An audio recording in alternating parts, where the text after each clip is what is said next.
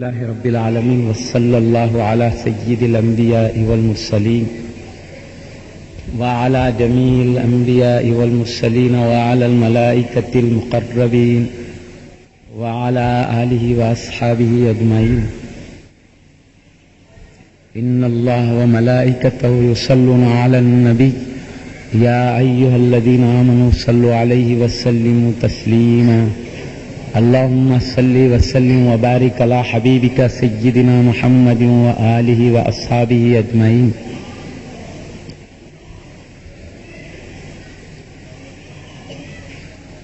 حضرت تقدسنا والعلامہ سید شاہ نعمت اللہ قادری قبلہ مؤدب جامع نظامیہ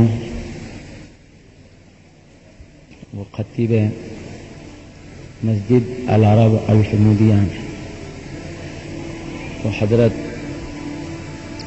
امام صاحب قبلہ مسجد العرب الحمودیہ دامت برکات عالیہ جمیع معزز مکرم بزرگان ملت و علماء کرام جمیع قابل احترام سامعین کرام،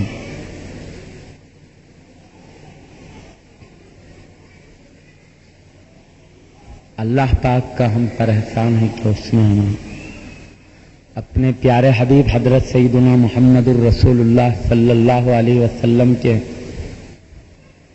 چہیتے صحابی حضرت سیدنا ابو بکر صدیق رضی اللہ تعالیٰ عنہ کے ذکر کی مبارک محفل میں حاضر ہونے کی سعادت عطا فرمایا ہے۔ ہم کو اپنے پاک پروردگار کے ایک ایک انعام پر شکر گزار رہنا چاہیے۔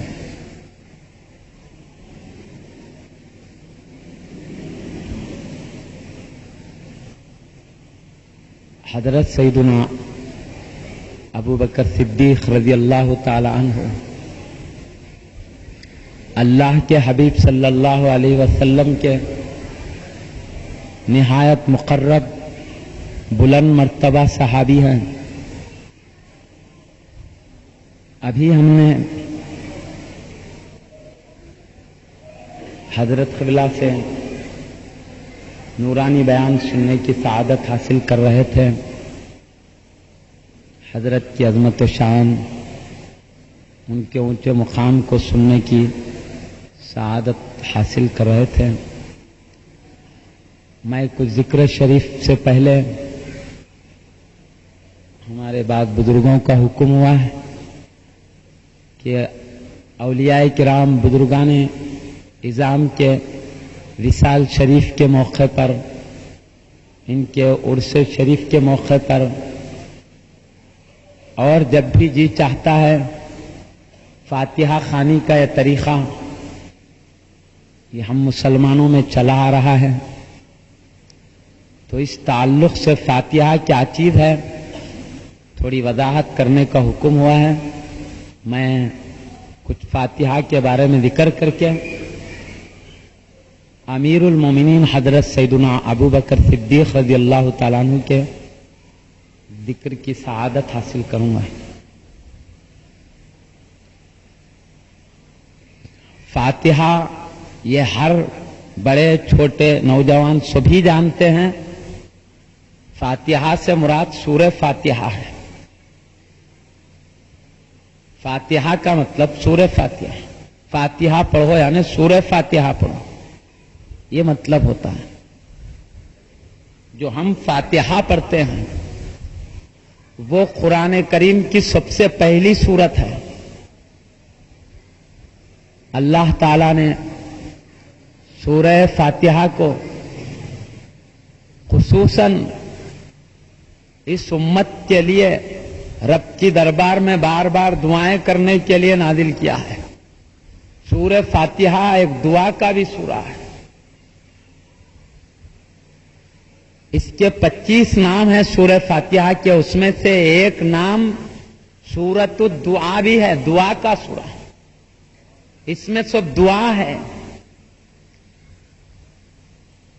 اور اللہ کی دربار میں اپنا معروضہ پیش کرنا ہے۔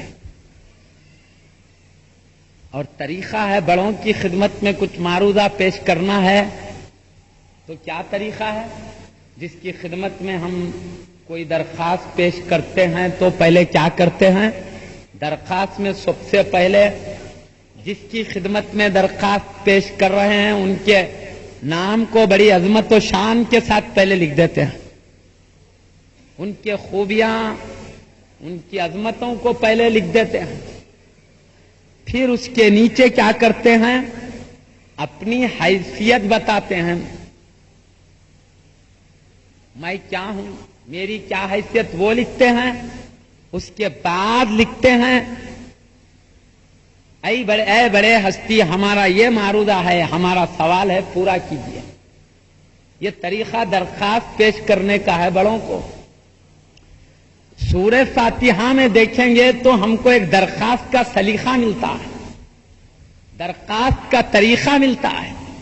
درخواست میں سب سے پہلے جن کی خدمت میں ہم درخواست پیش کرنا چاہتے ہیں ان کے بڑے بڑے ناموں کے ساتھ، القاب کے ساتھ ان کا ذکر ہوتا ہے. سورہ فاتحہ میں بھی ویسے ہی ہے. سب سے پہلے ہم اللہ کی دربار میں دعا کرنا ہے، اس سے سوال کرنا ہے تو سب سے پہلے اس کی عظمت ہے، اس کی تعریف ہے، اس کی خوبیاں بیان کی گئی ہیں. ہم کیا کہتے ہیں؟ الحمدللہ رب العالمین. سب خوبیاں اللہ کے لیے ہیں جو سارے جہاں کا رب. الرحمن الرحیم، جو بے حد مہربان نہایت رحمت والا.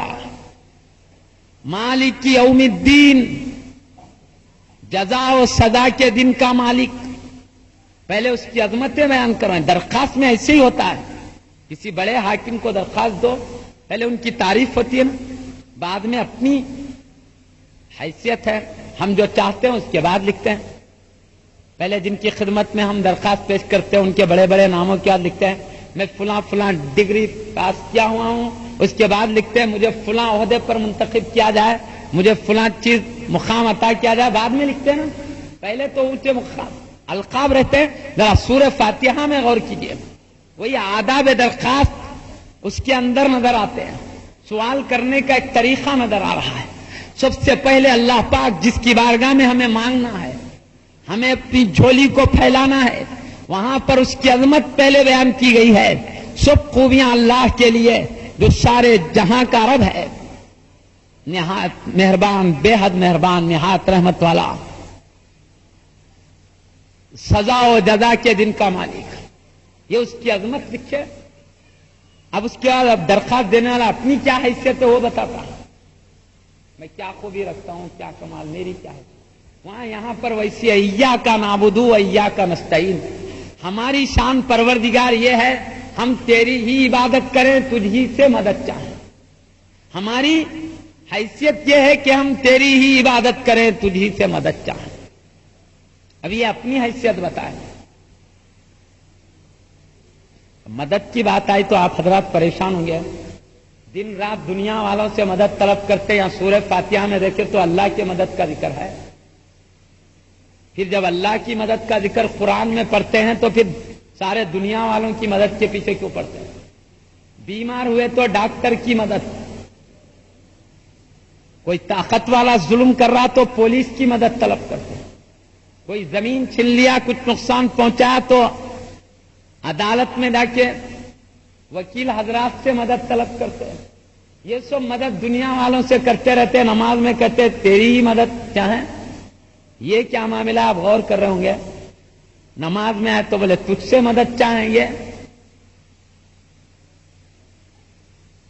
باہر نکلتے ہیں تو ساری دنیا والوں سے مدد چاہتے ہیں. مطلب کیا ہے؟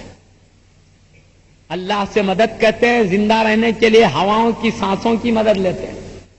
زیادہ بیماری ہو گئی تو آکسیجن کی مدد لیتے ہیں. کیسی کیسی دنیا کی مددیں لیتے ہیں. پھر کہتے ہیں اللہ ہم تیری ہی مدد چاہیں، تجھ ہی سے مدد چاہیں. یہ کیا ہے پھر دنیا کی مدد ہے؟ بھوک لگی تو کھانے کی مدد لیتے ہیں. یہاں کہہ رہے ہیں تجھ ہی سے مدد چاہیں. بھوک میں کھانے کی مدد، پیاس میں پانی کی مدد، بیماریوں میں گولیوں کی مدد، یہ سب دنیا والوں سے مدد. سانس لینے میں ہواؤں کی مدد، سب مدد جاری ہے. پھر لب کی دربار میں آ کے کہتے ہیں اللہ ہم تیری ہی مدد چاہیں. اس سے چاہنے والے کھانے کے پیچھے کیوں بھاگ رہے ہیں؟ اس سے مدد چاہنے والے پانی کے پیچھے کیوں بھاگ رہے ہیں؟ اس کی مدد چاہنے والے ڈاکٹروں اور گولیوں کے پیچھے کیوں جاتے ہیں؟ اس سے مدد چاہنے والے وکیلوں پولیس کی مدد کیوں چاہتے ہیں؟ سنیے مطلب کیا ہے، ہواؤں کی مدد کی کیا ضرورت ہے؟ جب ہم نماز میں کہتے ہیں اللہ تجھی سے مدد چاہے، سورہ فاتحہ میں کہتے ہیں تجھی سے مدد چاہے، تو ذرا میں واضح کر دینا چاہتا ہوں، مدد چاہنے کا مطلب یہ ہے چاہے ڈائریکٹ مدد ملے بھی تو تیری ہے، کسی کے ذریعے سے ملے بھی تو تیرے پاس سے آ کر مل رہی ہے، یہ مطلب ہے۔ ہوا سے بھی مدد مل رہی، تیری بارگاہ سے آ کے مل رہی ہے۔ ہوا میں مدد کرنے کی طاقت تیرے پاس کی ہے، گولی میں شفا دینے کی طاقت تیرے پاس کی ہے، ڈاکٹروں میں مدد کرنے کی طاقت تیرے پاس کی ہے، پولیس میں تمام وکیلوں میں مدد کرنے کی طاقت تیرے پاس کی ہے۔ مطلب یہ ہوتا ہے جس سے بھی مدد ملے تیرے پاس سے آ کر مل رہی ہے، یہ مطلب ہوتا ہے۔ کھانے میں بھوک مٹانے کی طاقت ہے تیرے پاس سے آ رہی ہے، کھانے میں بھوک مٹانے کی قوت اللہ کی پاس سے آ رہی ہے، پانی میں پیاس مٹانے کی مدد اللہ کے پاس سے آ رہی ہے۔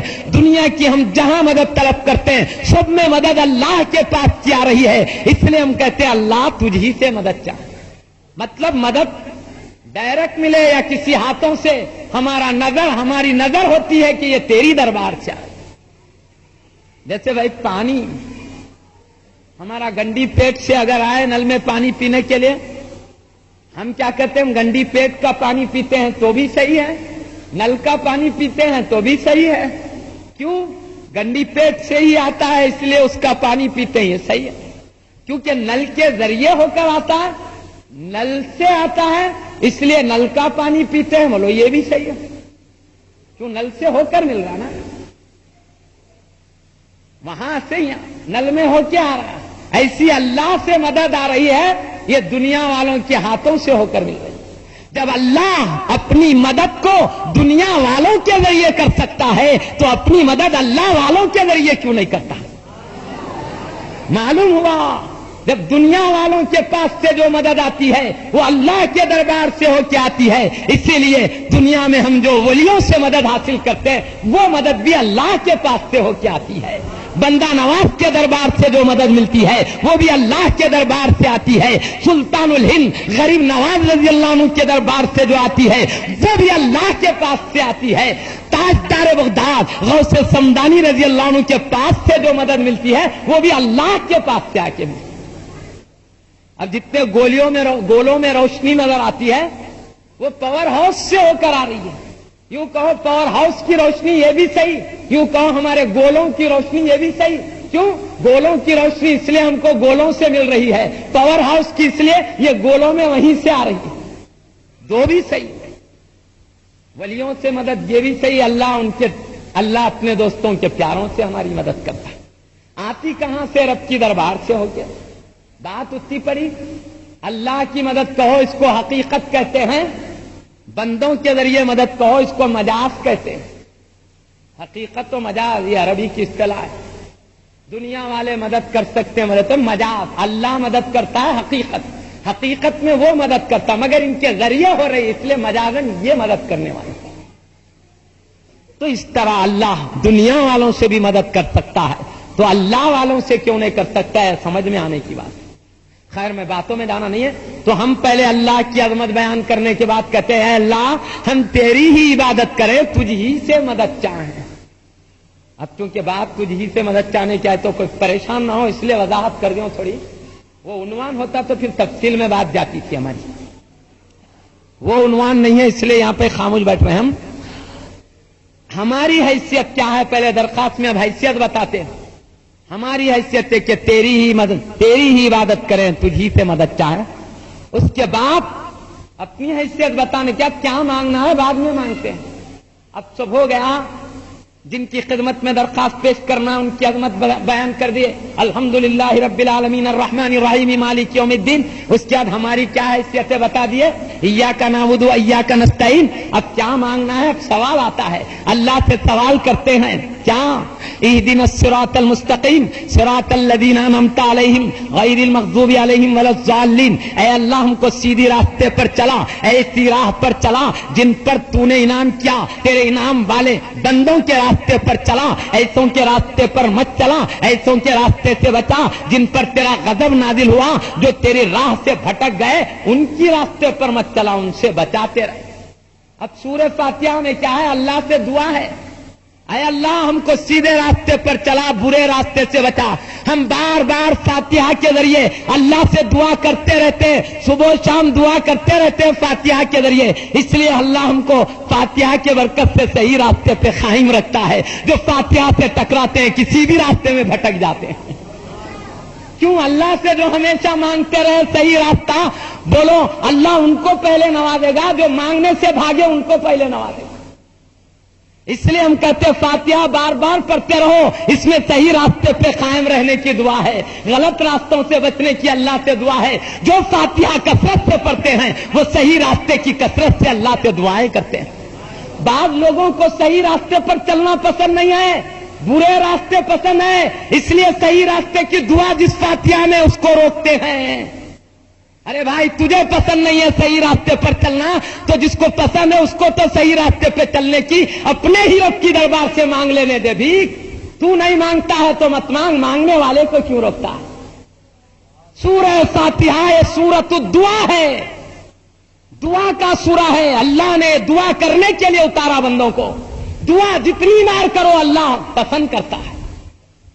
اب جس کو اللہ کی دربار میں عاجزی پسند ہے، اس کی دربار میں انکسار پسند ہے، بار بار مانگنا پسند ہے، وہ مانگتا رہے گا۔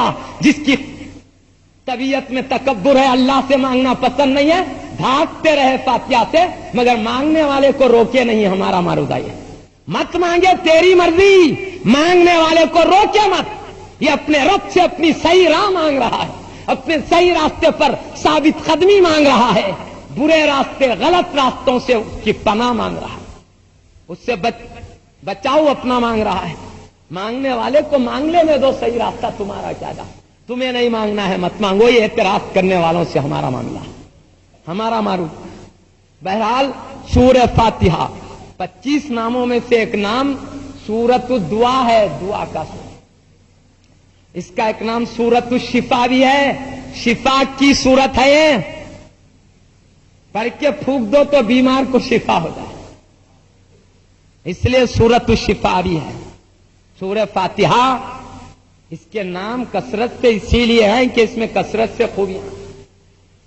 ایک نام سورۃ الکنز ہے، خزانے والا سورت، اس میں کیا کیا خزانے اللہ رکھا اور رکھنے والا ہی جانتا ہے، نام تو خزانے والا سورت۔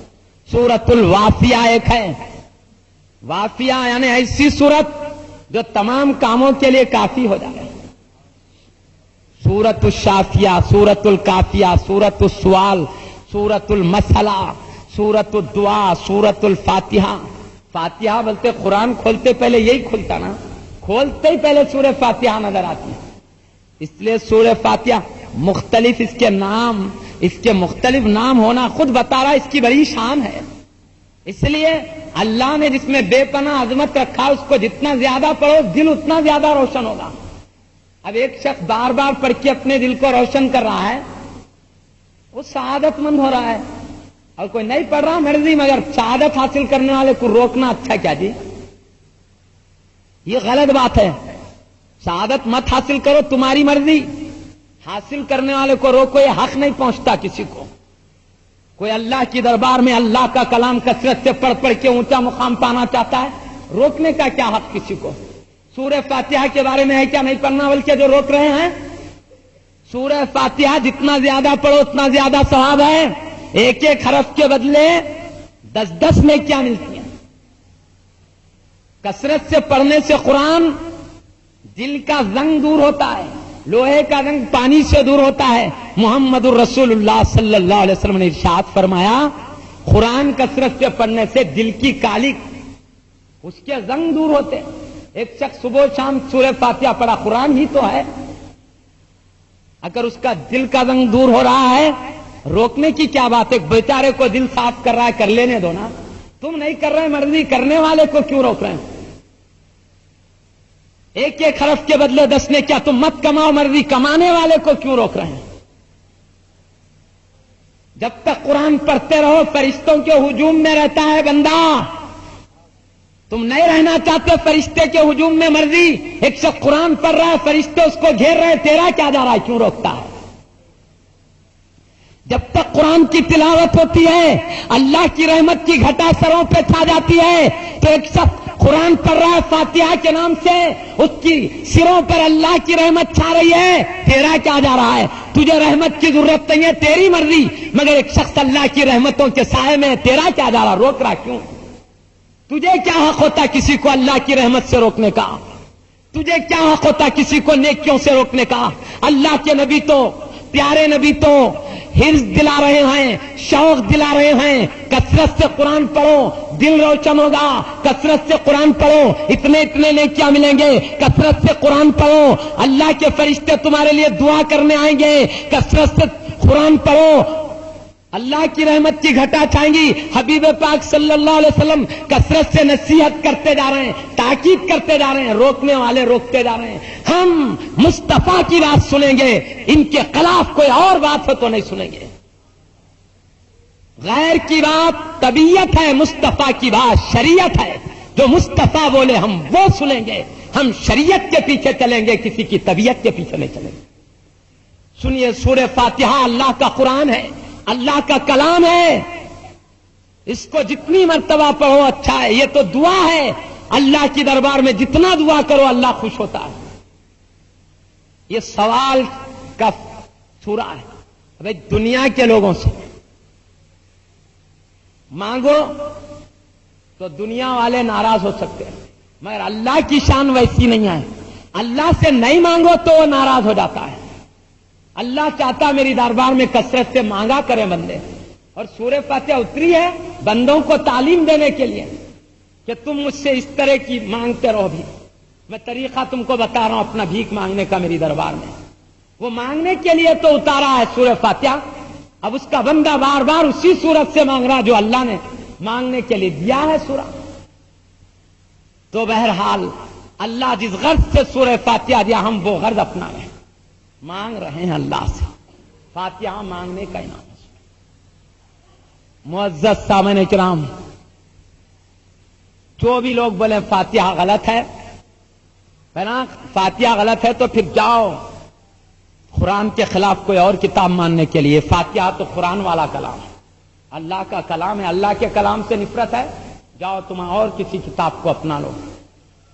مگر قرآن کو ماننے کا دعویٰ کر کے قرآن کی صورتوں سے روکنا، اس کو پڑھنے سے روکنا، اس کے برکات سے محروم کرنے کی کوشش کرنا، سعادتوں سے دور کرنے کی کوشش کرنا، یہ اچھے انسانوں کا طریقہ نہیں ہے. اچھے انسانوں کی شکل میں کسی لٹیروں کا طریقہ ہو سکتا ہے. دنیا کے لٹیرے تو دنیا لوٹتے ہیں، مگر وہ لٹیرے جو قرآن سے روکتے ہیں ایمان لوٹنے والے لوگ ہیں.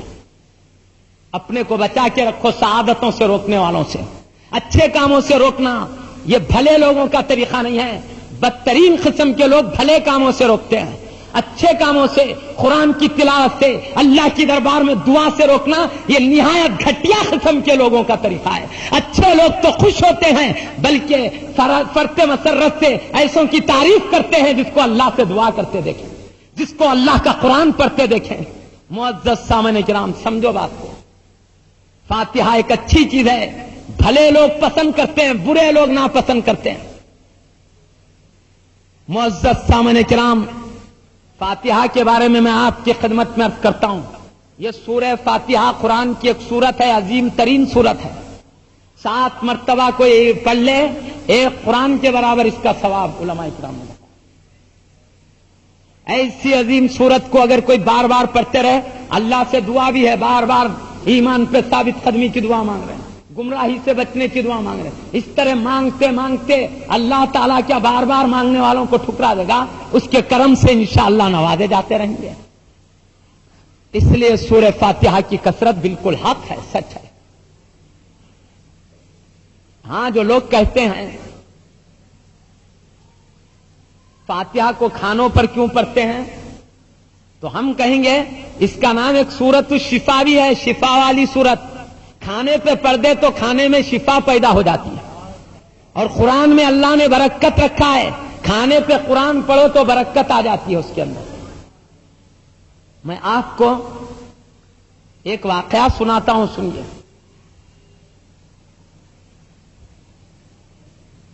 ایک صحابی رضی اللہ تعالیٰ عنہ کے پاس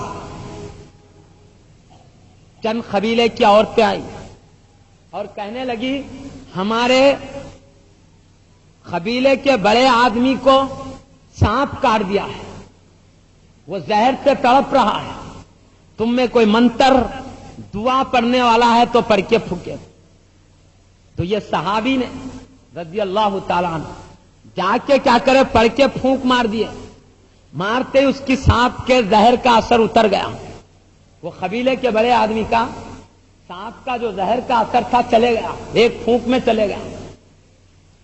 وہ قبیلے کا بڑا آدمی خوش ہو کر اتنی بڑی مصیبت سے بچ گیا ہے، اتنی بڑی آفت سے بچ گیا ہے، اس لیے خوشی میں اس نے 30 بکرے صحابی رسول رضی اللہ عنہ کی خدمت میں پیش کر دیے.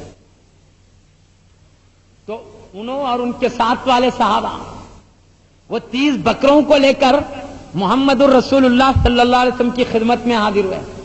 حاضر ہو کر عرض کرتے ہیں یا رسول اللہ صلی اللہ علیہ وسلم، قبیلے کے ایک آدمی کو سانپ کاٹا، ان لوگوں خاندان والوں نے ہم کو منتر پڑھنے کے لیے کہا، ہم نے اس کو پڑھ کے پھونکا تو شفا ہو گئی.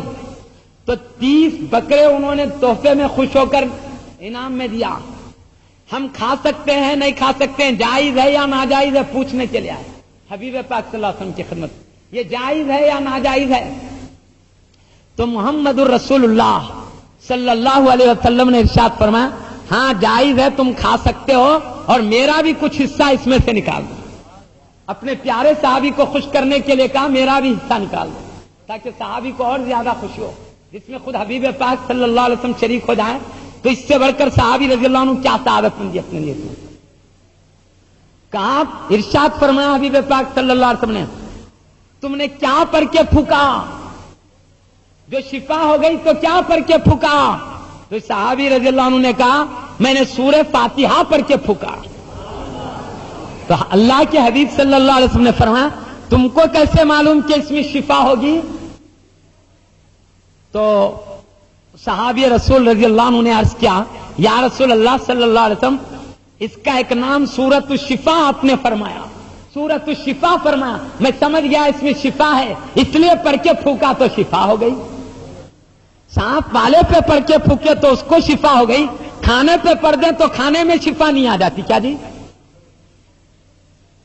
شفا پیدا ہو جاتی. لوگ کہتے نہیں، پوجا کرنے والے لوگ بھی پوجا کا سامان سامنے رکھ کے پڑھتے ہیں، تم بھی فاتحہ سامنے رکھ کے پڑھتے ہیں، دونوں میں کیا فرق ہے؟ تم پجاری دونوں برابر برابر، یہ کہتے ہیں لوگ. وہ بھی سامنے رکھتے تم بھی سامنے رکھتے، تم میں ان میں کیا فرق؟ وہ بھی سامنے رکھ کے پوجا کرتے، تم بھی سامنے رکھ کے کھانا فاتحہ پڑھتے ہیں، کیا فرق؟ تو ان کو بتاؤ آج تک فرق نہیں سمجھے؟ اللہ تمہیں سمجھ عطا فرمائے. وہ سامنے رکھ کے پوجا پڑھتا ہے، ہم فاتحہ پڑھتے ہیں، یہی تو فرق ہے. فاتحہ اللہ کو پسند ہے، اللہ کے علاوہ غیر کی عبادت اللہ کو پسند نہیں ہے. بولو اللہ کی پسند ناپسند دونوں برابر کیا جی؟ آج تک فرق کو نہیں سمجھے. کہتے وہ پوجا پڑھتے ہیں تم فاتحہ، دونوں میں کیا فرق؟ دونوں برابر. ارے برابر کب ہوتے؟ وہ بھی پوجا پڑھتا ہم بھی پوجا پڑھتے تو برابر ہوتے. اللہ کو اپنے علاوہ غیر کی پوجا پسند نہیں ہے. اللہ چاہتا ہے پوجا ہو میری ہو، عبادت ہو میری ہو. اللہ چاہتا ہے اس کے علاوہ نہ ہو، کیونکہ اللہ کے علاوہ غیر کی پوجا ہوتی اس لیے ناپسند ہے. اور اللہ کو فاتحہ ناپسند نہیں ہے. اللہ کو فاتحہ پسند ہوتی تو مصطفیٰ کو دے کے کیوں بھیجتا؟ ہم اللہ کی پسند کو پڑھتے ہیں، لوگ ناپسند کو پڑھتے ہیں. دو میں فرق آج تک نہیں سمجھے. اللہ اس لیے ہم دعا کرتے ہیں اللہ ان کو سمجھائے. سمجھے بات کو؟ فاتحہ میں پوجا میں زمین آسمان کا فرق ہے، دو برابر نہیں ہے. آج تک انہوں نے فرق نہیں سمجھا. اگر قرآن پوجا ایک ہوتا تو ہم پوچھتے ہیں ذرا ہم کو بھی پوچھنے دو. تم سورہ فاتحہ کے بارے میں پوچھتے ہیں، ہم صرف بسم اللہ کے بارے میں تم سے پوچھتے ہیں.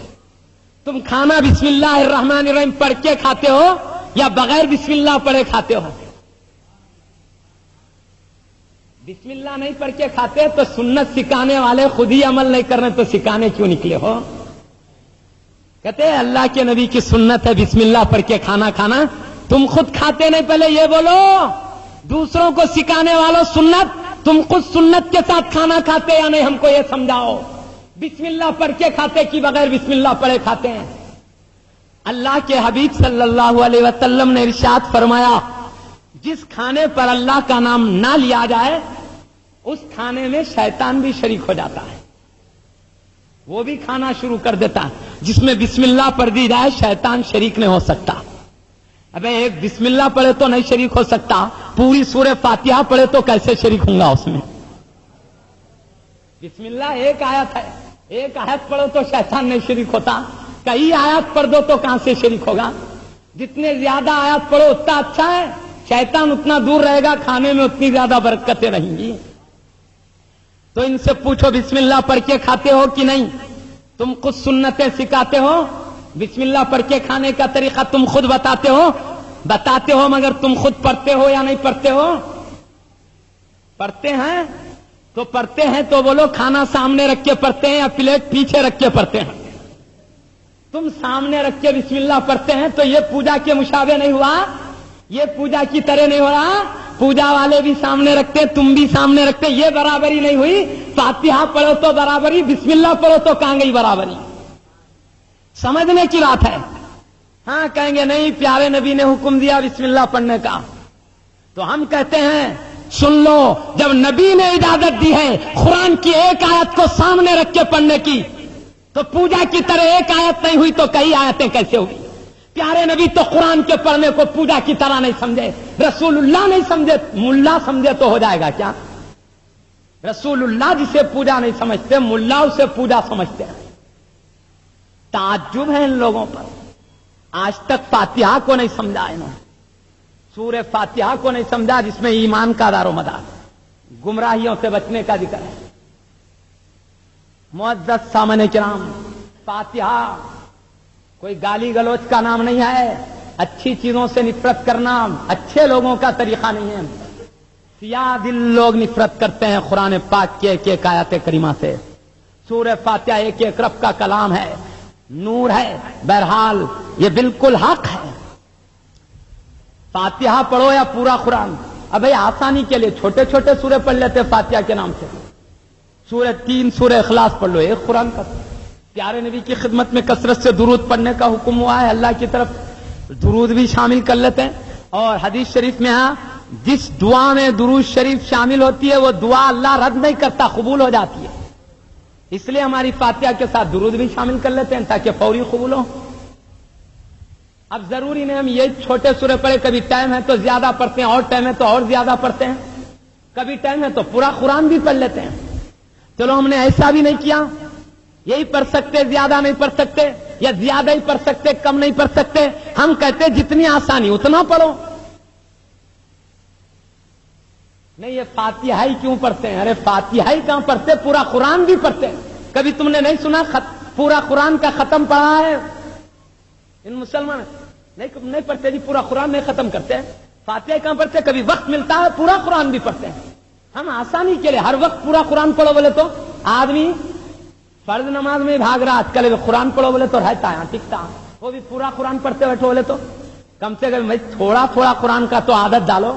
فاتحہ پڑھتے پڑھتے پورے قرآن کی عادت پڑے گی۔ نہیں صحابہ پڑھتے تھے کیا فاتحہ؟ ارے صحابہ تو پورا قرآن پڑھتے تھے، اتنا تم کہاں پڑھو گے؟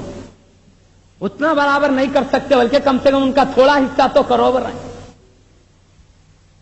اتنا ہی نہیں کرنے دے رہے ہیں۔ فاتحہ تو پورا قرآن کب پڑھنے دیں گے؟ وہی روکنے لے صحابہ کب کرتے تھے، اگر پورا قرآن صحابہ کی طرح پڑھنے لگ جائیں وہ کب برداشت کرنا؟ بہرحال قرآن ہے، اللہ کے قرآن سے روکنا یاد رکھو اچھے لوگوں کا طریقہ نہیں ہے، گندے دل کی علامت ہے، قرآن سے نفرت کی علامت ہے۔ قرآن جتنا پڑھو، نبی نے ذوق شوق دلایا ہے، حفظ دلائے ہیں، نبی تو امت کو اعلیٰ مرتبے پانے کے لیے حفظ دلاتے ہیں، جتنا کرو اچھا ہے۔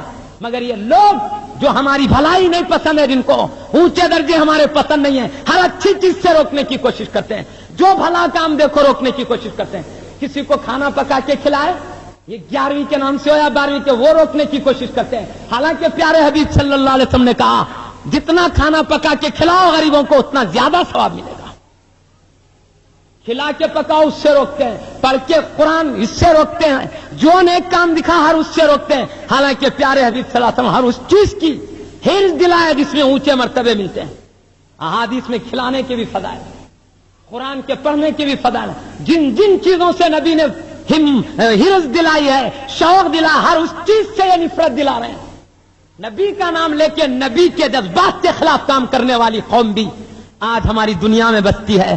اللہ ان کی شرارتوں سے ہم کو بچائے، خود اپنی جانوں کو ہلاکت میں نہ ڈالیں، اپنی آخرت کو خود وہ نہ تباہ کر لیں. اچھی چیزوں سے روک کر، نہیں کرنا الگ چیز ہے، اچھی چیز سے روکنا الگ چیز ہے. نہیں کرو تو خیر مرضی کی بات ہے، اونچے درجے پاؤ نہیں پاؤ اپنے ہاتھ میں. ایک شخص پا رہا ہے نیک کام کر کے، اچھے کام سے روکنا اللہ کے پاس پکڑ اور گرفت ہو جاتی ہے. اللہ پاک پوچھتا ہے کہ بھلے کام سے تو نے کیوں روکا. سورہ فاتحہ پڑھے، ایک ایک حرف کے بدلے 10 نے کیا دعا ہے، اللہ سے بار بار معروضہ ہے. ہاں ایک بات ہے، ایک راز کی بات. فجر میں عصر میں فاتحہ کثرت سے پڑھتے ہم، اس کا راز یہ ہے فجر کے بعد سنت نفل وغیرہ نہیں ہے، عصر کے بعد سنت نفل وغیرہ نہیں ہے. اس لیے خالی کہ میں پڑھ رہے ہیں. اب لوگ سب دنیا کو چھوڑ کے اللہ کے پاس آ گئے. اب دنیا کے کاروبار کے وقت قرآن پڑھو بولے تو پڑھتے کیا جی. اب اللہ کی طرف دماغ ہے، تھوڑا تھوڑا قرآن کی عادت بنا دو. سنتا ہے نہ نفل ہے. ایک اچھے موقع کے ساتھ قرآن کریم پڑھ رہے ہیں، فاتحہ کے نام سے پڑھو، قرآن کے نام سے پڑھو. قرآن ہی پڑھنا ہے، وہ فاتحہ بھی قرآن ہے، سارے قرآن بھی قرآنی، سارے سورت بھی قرآنی ہے قرآن کی. اب دیکھو جمعہ کے بعد نماز پڑھتے ہی فاتحہ پڑھتے کیا سنت ہے، بلکہ خاموش بیٹھتے. پورے سنتا نفلہ ہونے کے بعد فاتحہ پڑھتے کیوں؟ پورے مسلمان جمع ہوئے ہیں، اللہ کی طرف دماغ ہے. اس وقت اللہ کے کلام پڑھنے سے دلوں کا زنگ دور ہوتا ہے. اللہ کے فرشتے دعا کرتے، رحمت کی گھٹا چھا جاتی. کئی فائدے عادت دلا رہے ہیں قرآن پڑھنے. الفاتحہ نے قرآن پڑھو بولنے کا مطلب سورہ فاتحہ پڑھو، کوئی بھی سورت پڑھو. نام تو پہلی سورت کا لے لیے. فائدے کی بات ہے، اس سے بھی روکنا. ہم یہ نہیں کریں ہر ایک جنے پڑھ لیتے بیٹھو، مرضی بھائی. کیا جو فاتحہ کو جائز سمجھتے کیا سارے جہاں کے مسلمان پڑھتے بیٹھے کیا؟ دینی مزاج والے چند لوگ ہی پڑھتے ہیں، ورنہ سارے لوگ تو کوئی سینما میں نظر آتا ہے، کوئی تجارتوں میں مصروف، کیا سو بھی فاتحہ پڑھتے بیٹھے کیا؟ ہم ہر ایک کے خلاف کچھ بول رہے ہیں. کئی لوگ نہیں پڑھتے، چند ہیں پڑھنے والے دینی مزاج کے. ان دینی مزاج والوں کو بھی بٹے لگا دینا، ان کو بھی قرآن سے روک دینا، اچھے عملوں سے نفرت پیدا کر دینا، یہ اچھے لوگوں کا طریقہ نہیں ہے. اچھے لوگ بن کر زندگی گزارنا چاہیے اس جہاں میں، تاکہ اللہ کے پاس عزت کے ساتھ باقی رہ سکے جنت میں. ورنہ وہاں بہت پکڑ کی جگہ ہے، یہاں ڈھیل ہے، یہاں پکڑ نہیں ہے. پوری پکڑ مرنے کے بعد ہے. امتحان کی جگہ اللہ نہیں پکڑ کرتا، ہر برائی کو دیکھتا ہے، خاموش رہتا ہے اللہ تعالیٰ. مرنے کے بعد ہے سب سزائے مقرر. بہرحال ہاں پھر ہیلے بہانے یہ کرتے نہیں. پڑھو بھائی، قرآن پڑھنے سے کون روک رہا؟ فاتحہ پڑھنے سے. مگر یہ ثواب کئی کو پہنچا رہے ہیں؟ ایسالے ثواب کیا ہے؟ یہ فاتحہ پڑھ کے دوسروں کو ثواب کیوں پہنچا رہے ہیں؟ جس کا عمل اس کو کام دیتا، تم پڑھ کے ان کو پہنچا تو کیا ملتا؟ یہ ایک لاتے ہیں نسخہ. ہم بھی پڑھتے ہیں بھائی قرآن، ہم بھی سب کرتے ہیں، بخشانے کا کیا طریقہ ہے؟ جس کا عمل اس کے ساتھ. تو میں کہنا چاہتا ہوں یاد رکھو، ہم پڑھ کر ہم بخشا رہے ہیں. تمہاری زبان کو تو ہم نے تکلیف نہیں دیا، تمہاری زبان سے تو ہم نے نہیں پڑھوایا. تمہاری زبان کو ہلا ہلا کے پڑھے کیا ہماری زبان کو ہلا کے پڑھے؟ ہم اپنا ثواب پہنچا رہے تو تم کو کیوں تکلیف ہوتی؟ ہم بھلا کام کر لے رہے ہیں، تمہارا کیا جا رہا ہے؟ ہم اپنا ثواب پہنچا لے رہے اپنے بھائی کو، تمہارا ثواب تو کھینچ کے نہیں دے رہے ہیں. ہاں یہ کہنا جس کا عمل اس کے ساتھ، اس کا مطلب اور ہے. اس کا مطلب یہ ہے میں نماز پڑھا، زبردستی اللہ میرا ثواب دوسرے کو دیں گا کیا؟ انہیں نماز پڑھا تو اس کا ثواب میرے کو لکھیں گا، جو نیک کام کریں گا اس کو لکھیں گا. میں خود اپنی طرف سے ایک اچھا کام کر کے اللہ سے بولوں آیا اللہ یہ میرا اچھا کام کا ثواب اس کو دے، تو یہ اللہ دے رہا، میں خود عرض کر رہا ہوں اللہ تو پہنچا دے. ایصال کہتے ہیں پہنچانے کو. ایصال ثواب، ثواب پہنچانا، اللہ چھن کر ایک کا ثواب دوسرے کو نہیں دیتا. یہ بندہ خود اپنی خوشی سے عرض کرے پروردگار میرے نیک کام کا ثواب میں اسے پہنچاتا ہوں، تو اپنے کرم سے اس کو پہنچا کے بخش دے، اللہ اپنے کرم سے اس کو بخش دے گا. اللہ زبردستی کسی کا ثواب کسی کو نہیں دیتا، خود اپنی مرضی سے کوئی پہنچا تو پہنچ جاتا ہے. اور سنو یہ کہاں لکھا ہے تو میں بتا دیتا ہوں. صحیح بخاری شریف کی حدیث سنیے ایصال ثواب کے بارے میں. نیک کام کر کے اپن ثواب پہنچا سکتے کیا نہیں پہنچا سکتے؟ طبیعت کہتی ہے نہیں پہنچا سکتے، مصطفیٰ کی شریعت کہتی ہے پہنچا سکتے ہیں. سنو میں شریعت کی بات کرتا ہوں. ایک مرتبہ حضرت سعد رضی اللہ تعالیٰ عنہ، صحیح بخاری شریف کی حدیث، حضرت سیدنا سعد رضی اللہ عنہ صحابی رسول خدمت رسالت میں حاضر ہوئے، عرض کرتے ہیں یا رسول اللہ صلی اللہ علیہ وسلم میری امی جان کا انتقال ہو گیا ہے، میں کچھ نیک کام کر کے اس کا ثواب میری امی جان کو پہنچا سکتا ہوں یا نہیں پہنچا سکتا ہوں؟ اب اللہ کے حبیب صلی اللہ علیہ وسلم جو بولے ہم اس کو ماننا نا. اگر پیارے نبی بولے نہیں پہنچا سکتے، قیامت تک ہم یہی کہتے کہ ثواب نہیں پہنچا سکتے. مگر اللہ کے حبیب صلی اللہ علیہ وسلم نے صحابی رسول رضی اللہ عنہ سے کیا کہا؟ ہاں پہنچا سکتے ہو، نام فرمایا. ہاں نبی فرما رہے پہنچا سکتے ہو اپنے نیک کام کا ثواب کسی کو بھی. نبی فرمائے تو شریعت ہے، امتی بولے تو طبیعت ہے. ہم طبیعت کے پیچھے چلنے والے لوگ نہیں ہیں، ہم مصطفیٰ کی شریعت کے پیچھے چلنے والے لوگ. تمہاری گمراہ طبیعت کہتی ہے نہیں پہنچا سکتے، پیارے مصطفیٰ کہتے ہیں پہنچا سکتے ہیں. صحیح بخاری شریف کو سمجھ کے پڑھو، سنبھل کے پڑھو، محبت سے پڑھو، عقیدت سے پڑھو، دشمنی کی نظر سے مت پڑھو. صحیح پڑھو تو صحیح سمجھ میں آئے گا. بلکہ پیارے نبی صلی اللہ علیہ وسلم نہ صرف اجازت دی، مشورہ بھی دے رہے ہیں ابھی اپنی طرف سے، کیونکہ میٹھے پانی کی کمی تھی عرب میں. کہا یا رسول اے صحابی رضی اللہ عنہ سے کہا تم کیا کرو، ایک میٹھے پانی کا کنواں کھدوا دو. ایک مشورہ بھی دیا، مشورہ بھی دے رہے ہیں ثواب پہنچانے کی جواز کو بتاتے بتاتے کہ اپنی طرف سے ایک مشورہ حبیب پاک صلی اللہ علیہ وسلم دے رہے ہیں. برے کام میں کوئی مشورہ دیتے یا اچھے کام میں دیتے؟ جی اگر ایصال ثواب برا ہوتا تو نبی مشورہ کیوں دیتے، اجازت کیوں دیتے؟ اچھا کام ہے بلکہ تو اجازت بھی دے، مشورہ بھی دے رہے ہیں. فرمایا ایک میٹھے پانی کا کنواں کھود دو. اللہ کے حبیب کی بات سن کر کون صحابی عمل نہیں کریں؟ آپ نے ایک میٹھے پانی کا کنواں کھدوایا. کھدوا کے حدیث شریف میں کھدوا کے کیا فرماتے ہیں؟ ہذہ لأم سعد، یہ سعد کی ماں کے لیے ہے، یعنی جتنے لوگ پانی پیے میری ماں کو ثواب پہنچتا ہے. صحابی رضی اللہ عنہ نے خود محنت کیے، خود پیسہ لٹائے، کام خود کیے، اپنا ثواب ماں کو پہنچا رہے ہیں. پیارے نبی اجازت دے رہے ہیں، ہم بھی نیک کام ہم کر رہے ہیں، ثواب پہنچا رہے ہیں اپنے بھائی کو. وہی کام کر رہے ہیں جو صحابی نے کیا، وہی کام کر رہے ہیں جو نبی نے اجازت دیا. نبی کی اجازت والی چیز کے خلاف بولنا یہ طبیعت ہے، نبی جو اجازت دی وہ کرنا شریعت ہے. بہرحال لوگ حدیث کا نام لے کے حدیث کے خلاف سمجھاتے ہیں، نبی کا نام لے کے نبی کے خلاف بغاوت سکھاتے ہیں. اللہ ان کو نیک توفیق دے، سعادت مندی دے ان کو. ہم بھی ان کے ساتھ بھلائی چاہتے ہیں، کوئی برائی نہیں. اللہ ان کو نیک توفیق دے تو وہ بھی مرنے کے بعد اچھی زندگی گزاریں گے، ورنہ آج شریعت کے خلاف بغاوت کر کے کل بچنا مشکل ہے. آنے والی زندگی کو دیکھو، آج کی طاقت کو مت دیکھو، آج کی دولت کو مت دیکھو، آج کے عہدوں کو مت دیکھو، بہت جلد ختم ہو جانے والے. کل تنہا اور بے کس ہو جاؤ گے، بے سہارا ہو جاؤ گے. تمہارا دوست ساتھ نہیں دے سکتا، تمہارا بھٹکانے والا ساتھ نہیں دے سکتا، تمہاری طاقت ساتھ نہیں دے سکتی، تمہاری کثرت ساتھ نہیں دے سکتی. سب دھوکے کی ٹٹی ہے، پانی کے بڑبڑے کی طرح موت کے ساتھ ہی سب ختم ہونے والے. آنے والی زندگی سے ڈرتے رہو. کوئی بھی بات شریعت میں غور کیے بغیر، تحقیق کیے بغیر ایسے ہی زبان سے مت چلا دینا. مسلمان وہی کرتے ہیں جو شریعت میں جائز ہے، اس سے بچتے ہیں جس میں شریعت نے جس سے روکا ہے. بڑے بڑے علماء کرام اولیاء اللہ فاتحہ یوں ہی نہیں دیے، یہ سب جانتے تھے شریعت کو تب جائز قرار دیے ہیں. ورنہ بڑے بڑے علماء عظمت والے اولیاء برا کام ہوتا تو کیوں کرتے؟ وہ برائیوں سے بچانے والے ہستیاں ہیں، برائی کرنے والے لوگ نہیں ہوتے. وہ اللہ سے ڈرنے والے ہستیاں ہیں، نبی کے سچے غلام ہیں. وہ بعض مت ہستیاں انہوں نے کام. تو بہرحال بات لمبی پڑ جائے گی، میں یہیں پر بات کو ختم کرتا ہوں. اب جو عنوان حضرت سیدنا ابو بکر صدیق رضی اللہ عنہ کا ہے، کیونکہ ہم حضرت کی خدمت میں بھی ایصال ثواب کرتے ہیں. بعض لوگ تو نعوذ باللہ ایصال ثواب کو شرک کہتے ہیں. وہ تو تعجب، حد سے زیادہ تعجب کی بات ہے. شرک کس کو بولتے ہیں؟ ان سے پوچھنا شرک بولنے والوں سے، بولتے کس کو شرک؟ جو کام اللہ کے لیے کیا جائے وہ کام بندے کو کرے تو شرک ہوتا نا. شرک بولے تو اللہ کے کام کو غیر کو شامل کرنا. یہ ایصال ثواب کیا اللہ کا کام ہے؟ کیا شرک ہونے کے واسطے؟ کیا اللہ کو بھی ثواب کا کام کر کے پہنچاتے رہتے ہم لوگ؟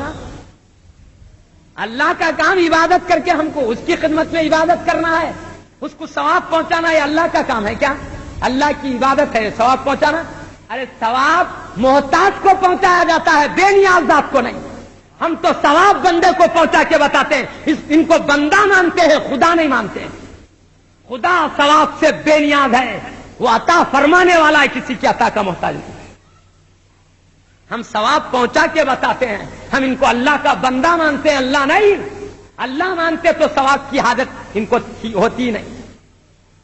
ثواب پہنچا کے بتاتے ہیں. بندے ہیں، گناہگار کو ثواب پہنچاؤ بخشے جائے گا، نیکوکار کو پہنچاؤ درجات میں بلندیاں ہوں گی، اونچے مقامات ہوں گے. تفصیلات اونچے مقامات ہوں گے. تفصیلات میں جانا نہیں چاہتا اور احادیث و آیات کی میں یہاں پر کثرت پیش کرنا نہیں چاہتا کیونکہ اصل موضوع سے بہت دور چلے جائیں گے. وہ بھی ہمارے بزرگوں کا حکم تھا، اس تعلق سے تھوڑا تو میں نے عرض کیا ہے. حضرت سیدنا ابو بکر صدیق رضی اللہ تعالیٰ عنہ کے بارے میں ہم نے ابھی حضرت اللہ سے ذکر شریف کی سعادت سننے کی سعادت ہم نے حاصل کیا ہے.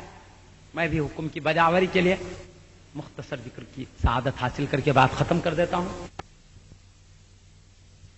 سیدنا ابو بکر صدیق رضی اللہ تعالیٰ عنہ یہ اللہ کے حبیب صلی اللہ علیہ وسلم کے نہایت چہیتے مقرب صحابی ہیں.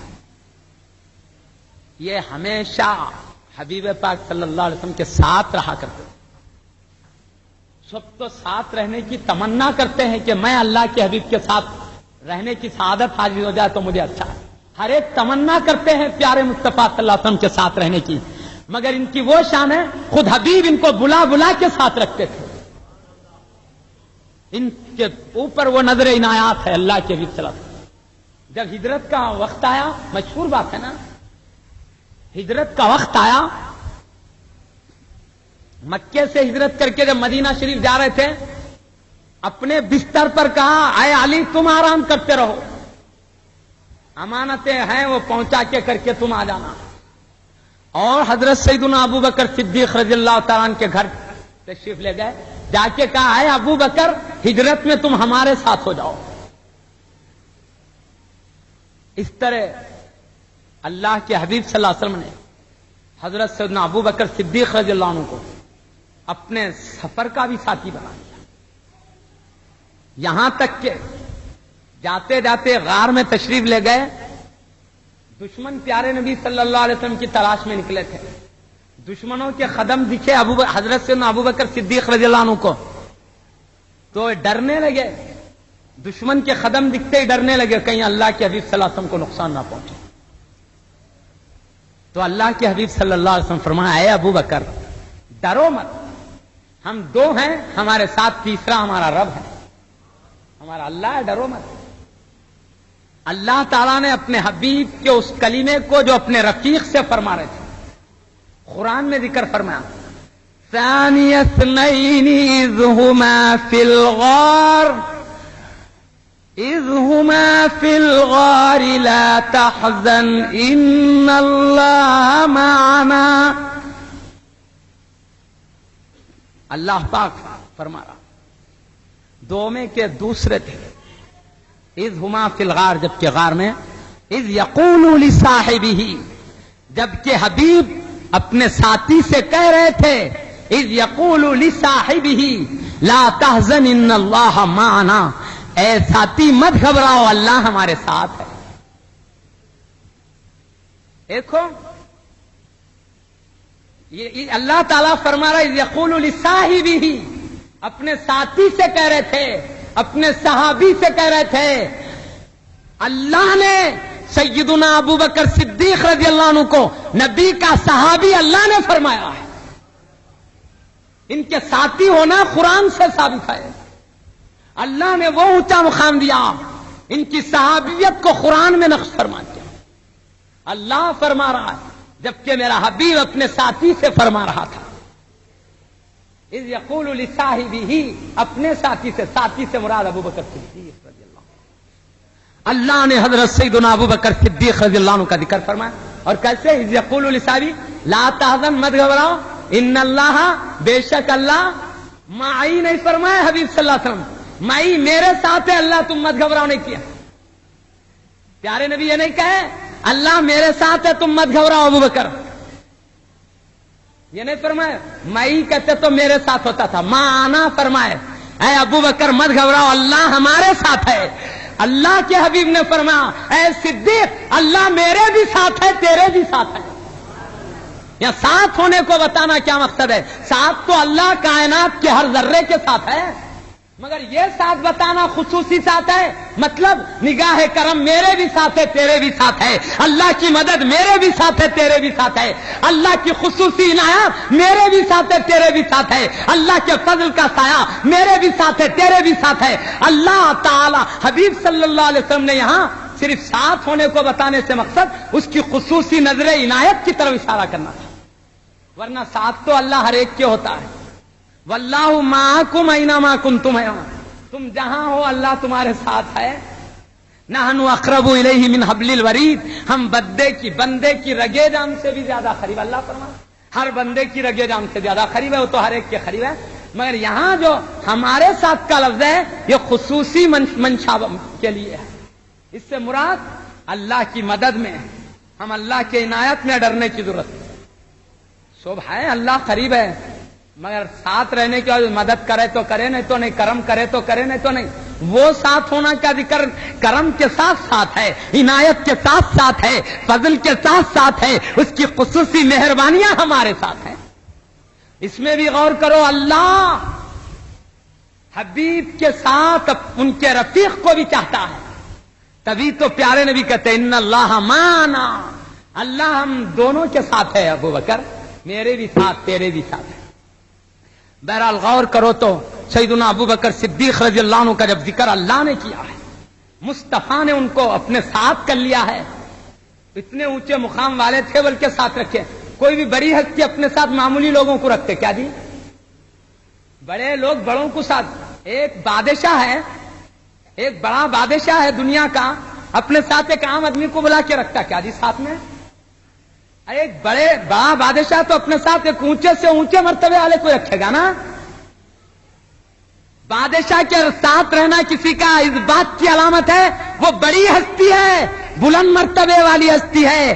اللہ کے حبیب صلی اللہ علیہ وسلم کا سیدنا ابو بکر صدیق رضی اللہ عنہ کو اور سفر میں اپنے ساتھ رکھنا، ایسے نازک وقت میں اپنے ساتھ رکھنا جبکہ سارے دشمن آپ کی جان کے دشمن بن کے پیچھے پڑے ہیں، پتہ بتا رہا ہے پیارے حبیب پاک کے پاس ابو بکر صدیق رضی اللہ عنہ قابل اعتماد ساتھی تھے، نہایت سچے مخلص جان فدا کرنے والے ساتھی تھے، اعلیٰ درجے والے ساتھی تھے، تبھی تو ساتھ رکھا ہے، ورنہ ان کے خلوص میں ذرا بھی فرق سمجھتے، ان کی عظمت میں ذری بھی کمی ہوتی تو کبھی ساتھ نہیں رکھے جاتے۔ پیارے مصطفیٰ کا ساتھ رکھنا بتا رہا ہے، اللہ کے حبیب کا عمل ہم کو ابو بکر صدیق رضی اللہ عنہ کی عظمت کو سمجھانے کافی ہے۔ ہم نہیں سمجھ سکتے کسی کی عظمت کو جتنا مصطفیٰ سمجھ سکتے ہیں، ہم کسی کی شان کو اتنا نہیں سمجھ سکتے جتنا پیارے رسول سمجھتے ہیں۔ رسول کے پاس وہ مقرب ہیں، چاہے ہمارے پاس کسی بھی درجے میں رہنے دو، رسول کے پاس مقرب ہیں۔ حقیقی درجہ کوئی جانتے ہیں تو وہ رسول جانتے ہیں۔ اللہ مخلوق میں کسی کو صحیح کسی کا مقام بتایا تو مصطفیٰ کو بتایا، مصطفیٰ کی نگاہوں میں ابو بکر صدیق رضی اللہ عنہ کا بلند مقام ہے۔ ہماری نظر چھوٹی، مصطفیٰ کی نظر بڑی ہے، وہ جتنا دیکھ سکتے ہیں ہم نہیں دیکھ سکتے، ہم ان کے مرتبے کو ایسا نہیں دیکھ سکتے جتنا مصطفیٰ دیکھ سکتے ہیں۔ اللہ نے جو مصطفیٰ کے نظروں میں دیکھنے کی طاقت دی ہے وہ ہر کسی کے نظروں میں نہیں ہے، اسی لیے ہم کو اللہ کے حبیب کی نظر کیا ہے وہ دیکھنا۔ پیارے مصطفیٰ سیدنا ابو بکر صدیق رضی اللہ عنہ کو کیا سمجھتے تھے؟ تمام صحابہ میں بلند سمجھتے تھے، اونچے سمجھتے تھے، مخلص سمجھتے تھے، سچے محب سمجھتے تھے، جان فدا کرنے والے سمجھتے تھے، اور واقع تھے بھی ایسے ہی۔ مصطفیٰ جب سمجھ رہے ہوں تو کیا غلط سمجھیں؟ یہ جو ہے وہی سمجھ۔ اسی لیے جب غار میں پہنچے، غار کے قریب پہنچے تو پیارے حبیب صلی اللہ علیہ وسلم کہتے یا رسول اللہ صلی اللہ علیہ وسلم ٹھہر جائیے، میں پہلے غار میں جاتا ہوں، آپ بعد میں آنا۔ دیکھو سیدنا ابو بکر صدیق رضی اللہ عنہ کہتے ہیں میں پہلے جاؤں گا، آپ بعد میں آنا۔ اللہ کیا کہتا ہے ذرا وہ بھی سنیے۔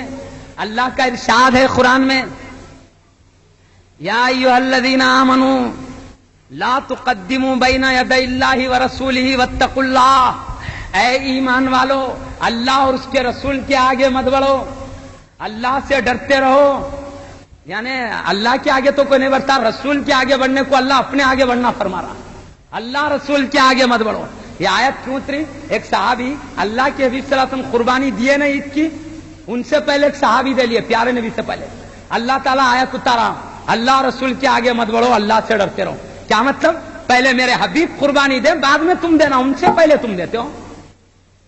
مصطفیٰ نبیوں کے امام ہیں، رسولوں کے سردار ہیں، میرے حبیب ہیں، پہلے وہ عمل کریں گے، ان کے پیچھے غلام بن کر تم عمل کرنا، ان سے پہلے تم نہیں۔ حالانکہ قربانی اللہ کی عبادت ہے، اللہ نے کہا میری بھی عبادت ہونا تو میرے مصطفیٰ کے پیچھے غلامانہ انداز کی ہونا، ان سے پہلے نہیں ہونا۔ اور اللہ کے نبی سے آگے بڑھے تھے، اللہ کے آگے نہیں۔ کیوں؟ قربانی نبی دیں گے، اللہ تھوڑی دیتا، نبی سے پہلے قربانی دیے تھے، اللہ سے نہیں، اللہ تو دیتا نہیں، اللہ کے لیے دی جاتی ہے قربانی۔ مگر اللہ پاک کیا فرماتا ہے؟ اللہ اور رسول کے آگے مت بڑھو، اللہ فرماتا میرے مصطفیٰ کے آگے بڑھنا، میرے آگے بڑھنا۔ میں یطیع الرسول فقد اطاع اللہ، جو رسول کی اطاعت کرے وہ اللہ کی اطاعت کرے، اللہ خود فرما رہا میرے مصطفیٰ کی اطاعت میری اطاعت ہے۔ ید اللہ فوق ایدیہم فرمایا، صحابہ کے ہاتھوں میں ہاتھ رکھ کے بیعت لیے پیارے نبی صلی اللہ علیہ وسلم، اللہ نے کہا ید اللہ فوق ایدیہم، اے مصطفیٰ تیرا ہاتھ جن کے ہاتھوں پر، جن صحابہ کے ہاتھوں پر، تیرا ہاتھ میں میرا ہاتھ، نبی کے ہاتھ کو اپنا ہاتھ کا، ان کی اطاعت کو اپنی اطاعت کا۔ وما رمیت اذ رمیت ولکن اللہ رما فرمایا۔ جنگ بدر میں پورے اطراف سے دشمن گھیر لیا، آپ بیچ میں آ گئے، مٹھی بھر کنکریاں لے کے دشمنوں کی طرف پھینکے، نہیں معلوم ان کو کیا نظر آیا، سب بھاگ گئے اطراف۔ اللہ پاک اس کی طرف اشارہ کر کے فرماتا ہے وما رمیت اذ رمیت ولکن اللہ رما، مصطفیٰ جب تم نے مارا، تم نے نہیں، رب نے مارا۔ نبی کے مارنے کو اللہ اپنا مارنا کہہ رہا ہے، ان کے ہاتھ کو اپنا ہاتھ کہہ رہا ہے، ان کی فرما برداری کو اپنی فرما برداری کہہ رہا ہے، ان کے آگے بڑھنے کو اپنے آگے بڑھنا کہہ رہا ہے۔ اللہ تعالیٰ وہ عزت مصطفیٰ کو دے رہا ہے۔ مطلب کیا؟ جو مصطفیٰ کے آگے بڑھے گا اس کو وہ سزا ملے گی جو میرے آگے بڑھنے کی سزا ہو سکتی ہے۔ واتقوا اللہ کا، اللہ سے ڈرتے رہو۔ میرا مصطفیٰ تو رحمت والا، وہ کچھ نہیں بولے گا، مگر اس کا چاہنے والا رب جلال والا، اس سے ڈرتے رہو۔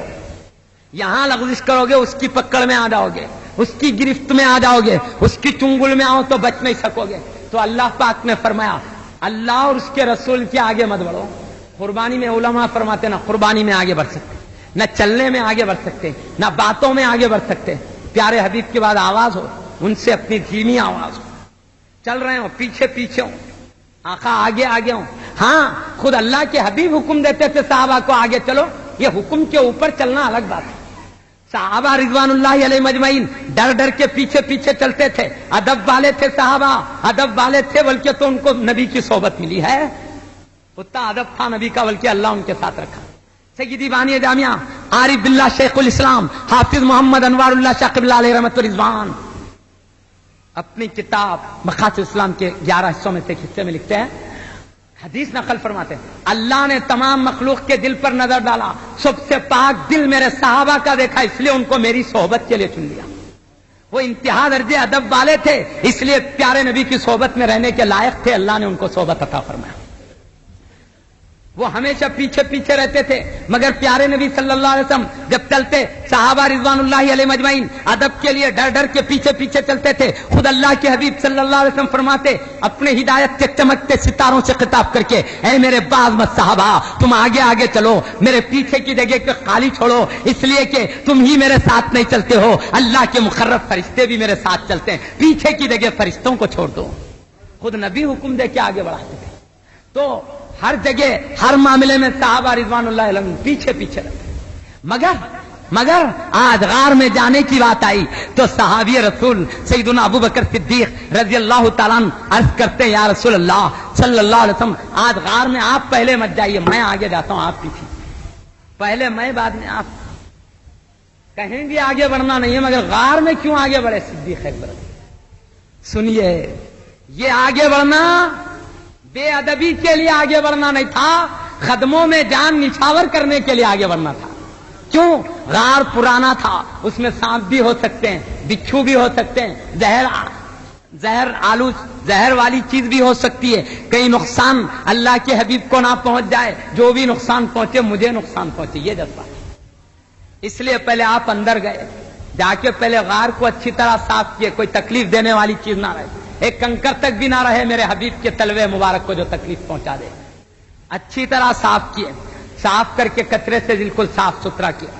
اس کے بعد غار میں سوراخیں تھے پرانے زمانے کا، کئی سانپوں کی بلیں تھی، کہا اللہ کے حبیب صلی اللہ علیہ وسلم کو کوئی نقصان دہ چیز اندر سے نکل کے آ کے نقصان نہ، اپنے کرتے مبارک کو نکالے، ٹکڑے ٹکڑے کر دیے اس کے، کر کے کیا کرے پورے کرتے مبارک کو غاریں بند کرنے میں لگا دیے، پورا کرتا شریف ختم ہو گیا، ابھی ایک غار کا سوراخ باقی رہ گیا، غار میں ابھی ایک سوراخ باقی رہ گیا، اب کیا کرنا کچھ بھی نہیں ہے، کرتا بھی ختم ہو گیا۔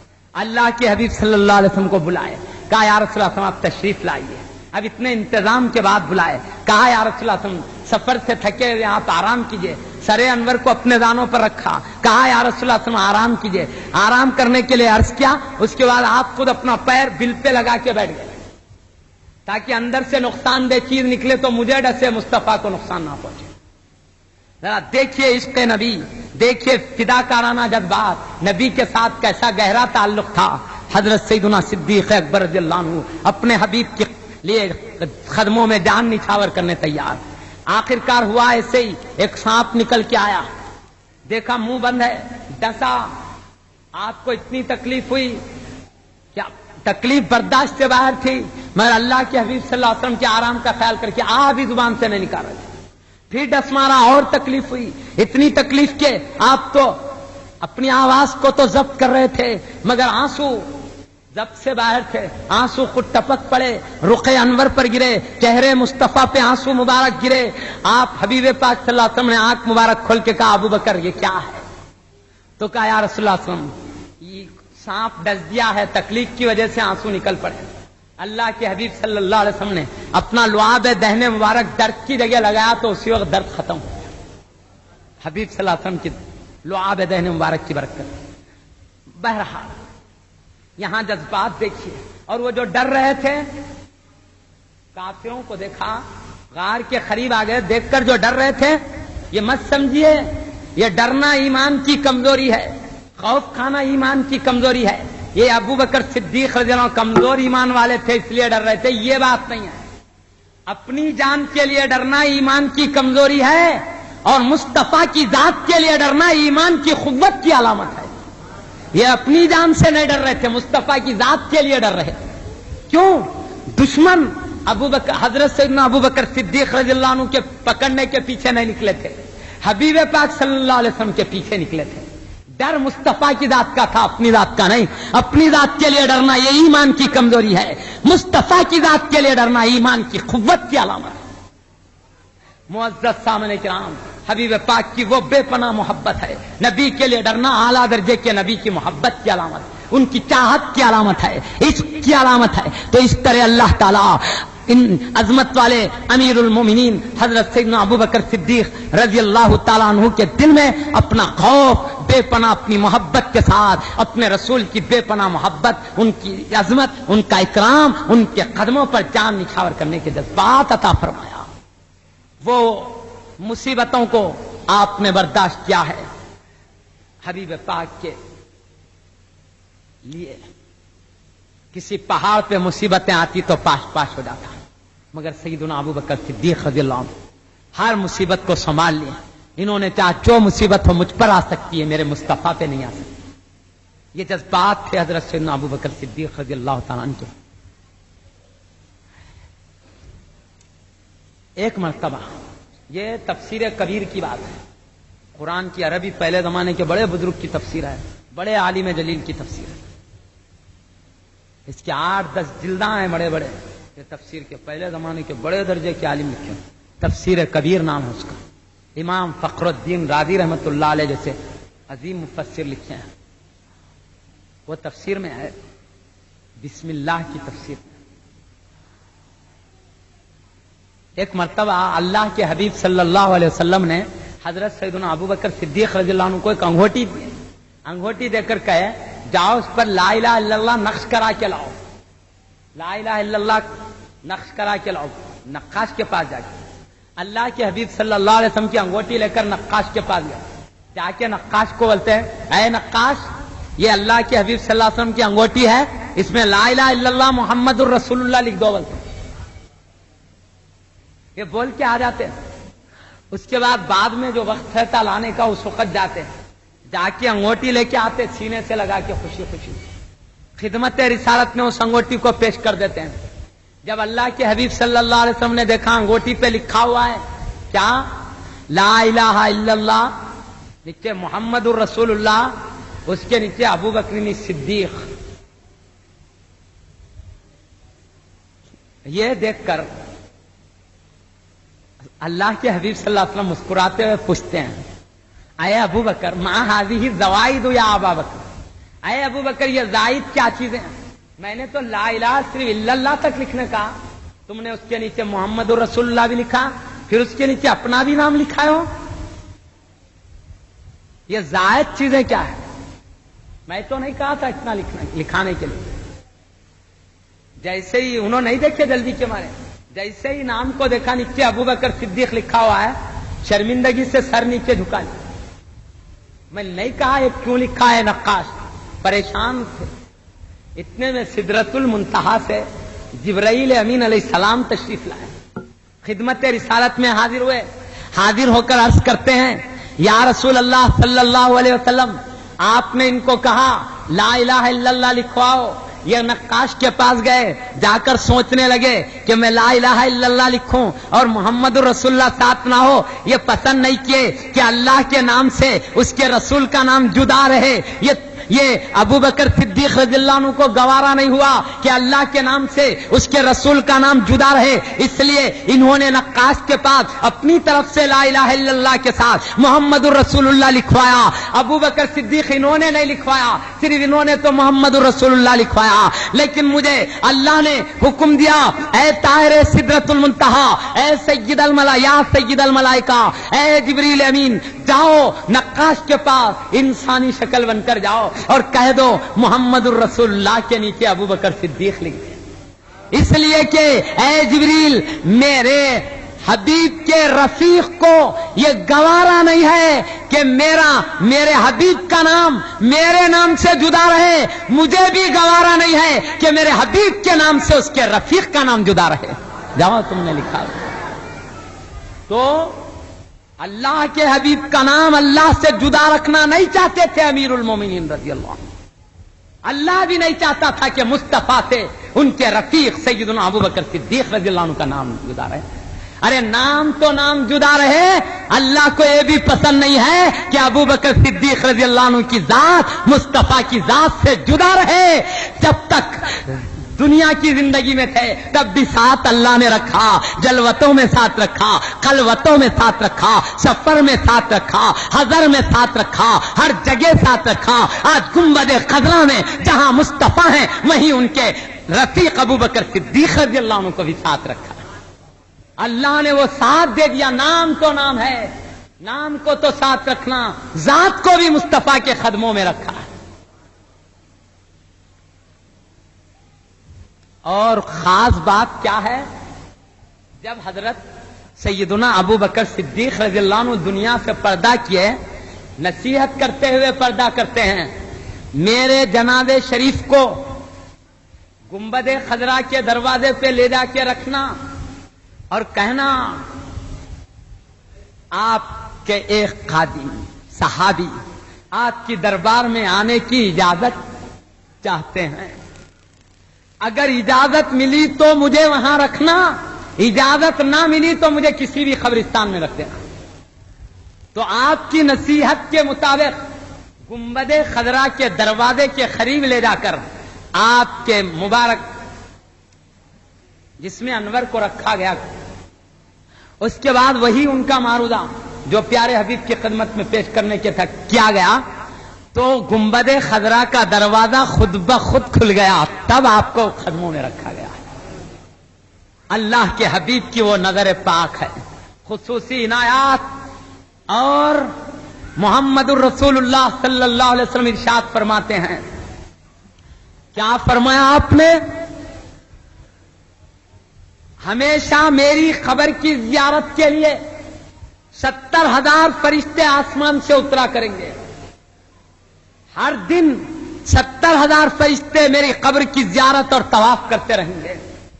لیکن ایک بار اگر کسی کو موقع مل گیا زیارت کا, قیامت تک دوبارہ اس کی باری نہیں آئے گی. ہر وقت دوسرے فرشتے آتے رہیں گے. ہر دن الگ الگ فرشتوں کی آمد ہوئے گی. یہ سلسلہ قیامت تک جاری رہے گا. میری قبر کا طواف 70,000 فرشتے کرتے رہیں گے. ایک بار جس کو موقع ملا پھر دوبارہ قیامت تک نہیں ملے گا. ہر دن دوسرے فرشتوں کو موقع ملتا ہے اللہ کی طرف سے اس عظمت والے حبیب کے دربار میں حاضری کا. یہاں تک کہ جب قیامت ہوگی تو محمد رسول اللہ صلی اللہ علیہ وسلم نے ارشاد فرمایا, قیامت ہوگی تو قیامت کے وقت سارا عالم فنا ہوگا, تو فرشتے جو میرے طواف کے لیے اور زیارت کے لیے آئے ہوں گے, قیامت کے وہ بھی میرے قدموں میں ان کا انتقال ہو جائے گا. سور کے ساتھ یہ بھی ختم ہو جائیں گے.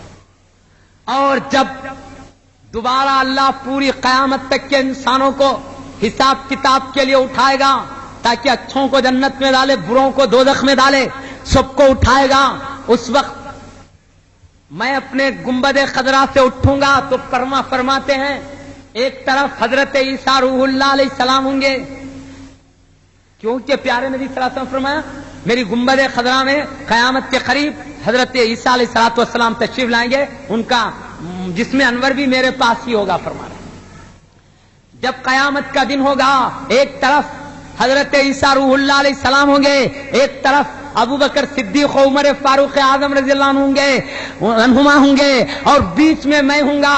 اس طرح ہم قبر انور سے ایک ساتھ اٹھیں گے تو اس وقت اطراف سے وہ 70,000 فرشتے جو قیامت کے سور سے ختم ہوئے تھے, ہمارے اطراف وہ 70,000 فرشتوں کا ہجوم ہوگا. اس شام سے ہم اٹھیں گے. اسی میں حضرت ابو بکر صدیق رضی اللہ عنہ بھی حبیب پاک صلی اللہ علیہ وسلم کے ساتھ اطراف سے 70,000 فرشتے ہیں. پیارے نبی کے ہاتھوں میں ہاتھ ہے قیامت کے دن. ابو بکر صدیق رضی اللہ عنہ کا, عمر فاروق اعظم رضی اللہ عنہ ساتھ ہے, حضرت عیسیٰ روح اللہ علیہ السلام ساتھ ہیں. اللہ تعالیٰ نے جب تک رکھا حضرت سیدنا ابو بکر صدیق رضی اللہ عنہ کو اپنے مصطفیٰ کے ساتھ رکھا, آج تک ساتھ ہیں, قیامت میں ساتھ ہوں گے اور جنت میں جائیں گے جب چاہیں مصطفیٰ کے قدموں میں رہیں گے. وآخر دعوانا الحمدللہ رب العالمین. انشاءاللہ تعالی کاظم سیریز کی جانب سے اور دیگر علماء اہل سنت والجماعت کے بیانات کے کیسٹ کا سلسلہ جاری رہے گا, جن